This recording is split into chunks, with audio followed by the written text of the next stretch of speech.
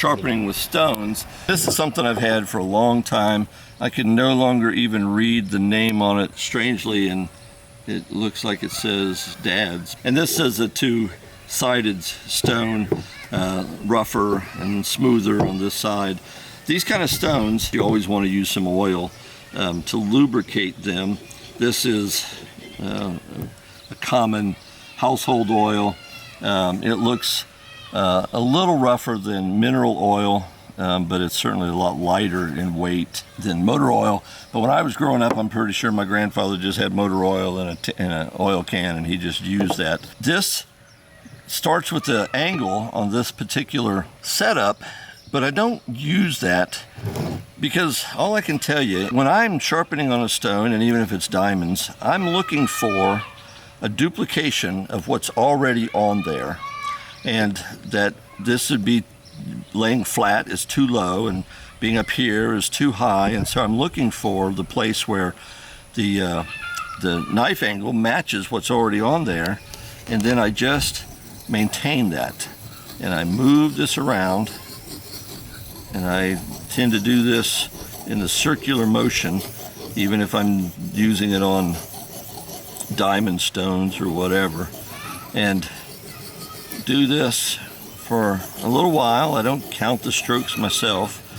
I just sharpen it like this. I don't have to turn this, except I'm just going to use the other oil, and I try to find that same spot where the angle that's already on there. Now, of course, I'm sharpening already made knives. I'm not sharpening a brand new knife that I made myself or anything like that. I'm not setting the angle. I'm going with what the maker had already done, what the manufacturer's done. But I think all I can tell you is that muscle memory over the years is what makes this work for me. I remember when I was younger not being able to figure out the right angle, and perhaps I would say obsessing too much with the right angle. And you can certainly get the wrong angle. But it's not if you want something precision angle all the time, you can buy jigs for that. You can buy setups that will take care of that. But just using a stone, this is how I learned how to do it.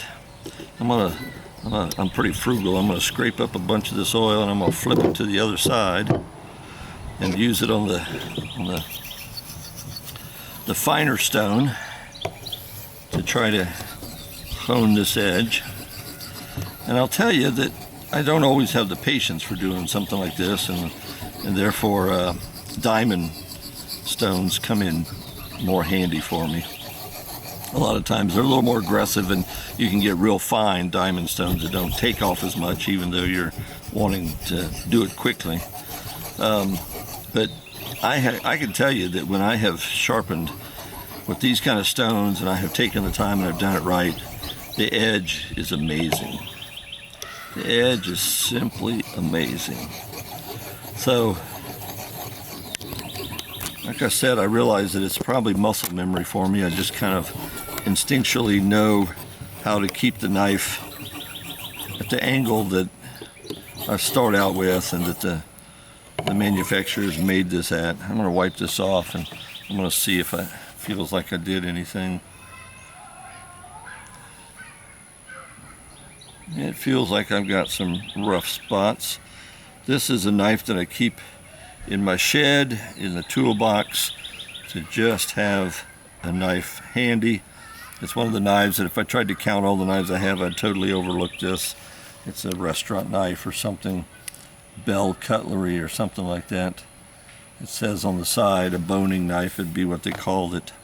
But I'll show you on a rougher stone. Sometimes they used to call this Carborundum stones, or kind of a man-made gritty stone. This is something I would use for sharpening hatchets and lawnmower blades. If I was doing it by hand, it's something that I would do with this. And I'm going to show you this. I know this is a meat cleaver, and I know that our first thought is it belongs in the kitchen, but I have to tell you something. I found this to be one of the best chopping tools in the yard.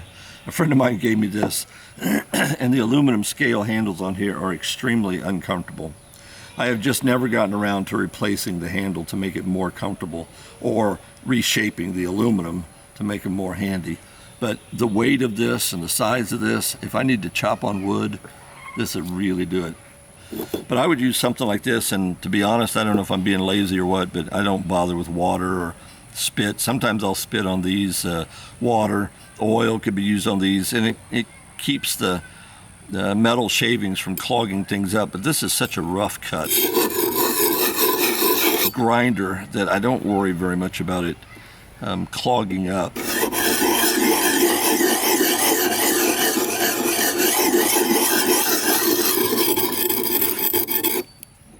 I'll do something like this.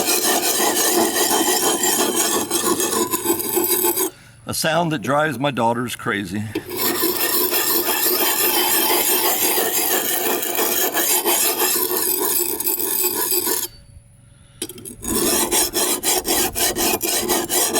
And sometimes I find that it works better to hold the knife and use this almost like a file. And I can really see where things are going, and I don't know if you can get a close-up of the edge.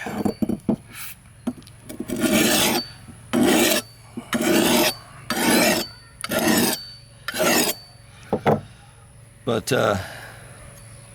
that's plenty good for chopping wood, I can tell you that.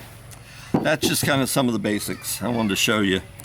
We may do more, and probably will do more on sharpening in the future. But there's sharpening with stones.